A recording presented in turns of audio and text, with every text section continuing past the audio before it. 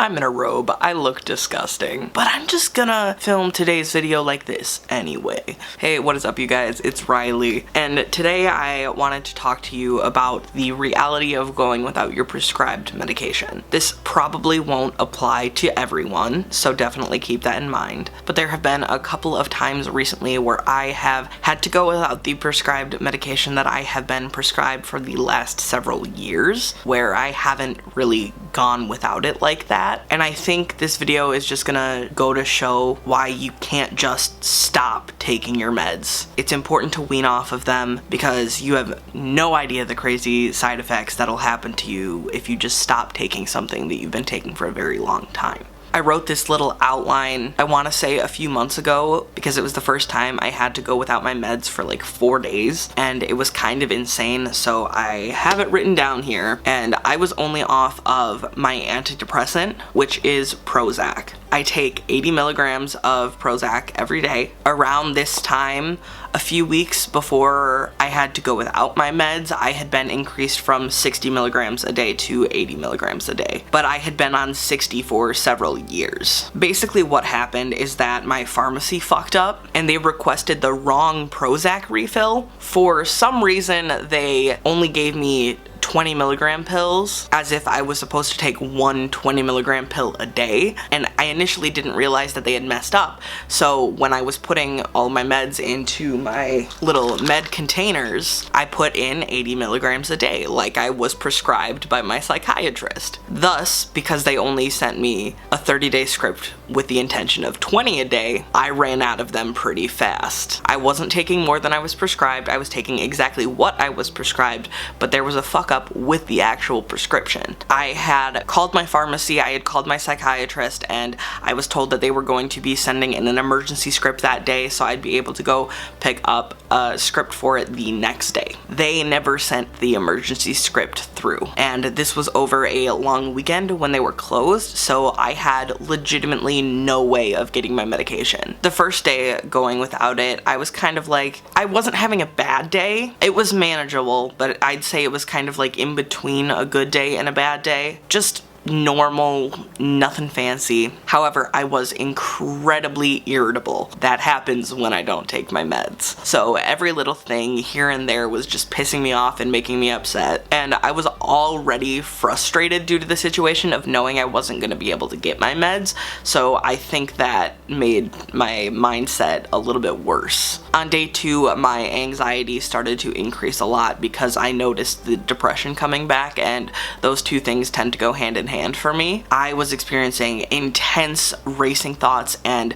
some pretty bad intrusive thoughts. I deal with intrusive thoughts almost every single day, and it was horrible to have them be that strong because I wasn't on the meds I needed to be on. And because of all of the emotional things I was going through a little bit of withdrawal from meds, even though it was only a few days, I started to isolate myself from people. I wasn't talking to anybody, I wasn't messaging anybody back. I just wanted to be alone and not talk to the world. On day 3, I woke up straight from a panic attack and was flung into some severe dissociation. I struggle with panic attacks and dissociation regularly, but having to deal with them while also not being able to take meds that help prevent them makes them worse. At the time, I was having a lot of trouble crying when I needed to, but this day I was just crying randomly about every little thing. It didn't matter what it was, if it was stupid or happy or sad, it doesn't matter. Everything was triggering me to cry. Like, I was crying every 5 minutes. I was even more irritable than I had been in a very long time. I wanted no kind of like physical or emotional contact whatsoever. I didn't want to be touched. I didn't want to be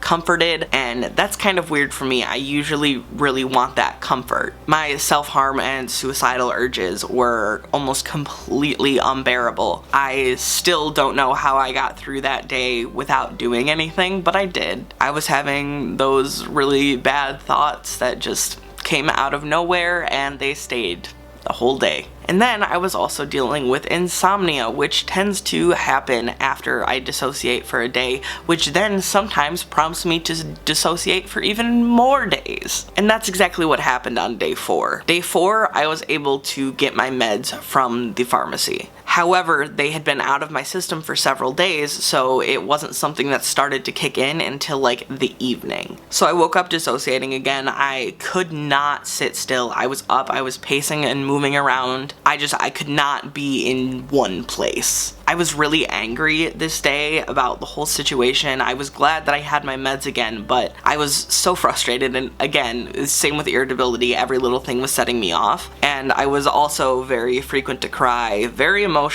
For one of the first times in my adult life, I've had urges to like scream and like punch a wall and things. I don't usually deal with urges like that, so that was new and that was scary. But I went to bed that evening, and when I woke up the next day, I felt so much better. So basically, don't go without your meds, guys. If you can help it, don't go without them. Make those emergency calls to get those emergency scripts if you need them. It's not worth it to you, it's not worth it to your mental health to go without something that helps you. And of course, this is just my experience with this. Somebody else going without their meds may be completely different from what I've said here today, but I really don't recommend going without them just to see what happens. Take care of yourself. Take your meds, all that good stuff. I hope you guys enjoyed this video, and if you did, you can subscribe to my channel to see more content from me about once a week. I also have a vlog channel, which I just filmed for the first time in forever, and a channel all about age regression. They are both linked down in the description below if you'd want even more videos from me. If you'd like to keep up with me day to day in between uploads, you can follow me over on Instagram and Twitter, which is @TheRileyKyle. I love you guys a whole heckin' lot, and I will see you soon. Goodbye.